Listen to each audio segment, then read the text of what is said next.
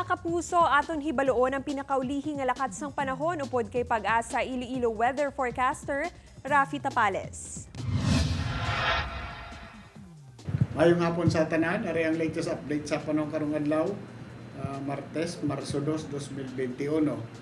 Ang amihan o northeast monsoon nag-aapekto sa extreme northern Luzon, samtang easterlies nag-aapekto man sa southern Luzon, Visayas kag Mindanao. Bangod sining sistema, Western Visayas maka-experience sa may pagdagom-dagom. Tubtob sa madagumon man ang kalangitan, may mga isolated na pag-ulan, tugay sa mga localized thunderstorm. Mahina tubtob kasarangang hangin halin silangan, kag amihan na nasidlangan na magapadayon sa Western Visayas. Kadagatan sa siling mga lugar makanay tubtob kasarangan ang mga pagbalod. Temperatura naton subong na adlaw maghalin sa 26 tubtob 32 degrees centigrado. Ang adlaw maatunod karon alas 6 kag ginipabutlak buas alas 6:04. Yan ang latest update sa panahon halin diri sa Pag-asa Iloilo. Rapi Tapales, maayong hapon.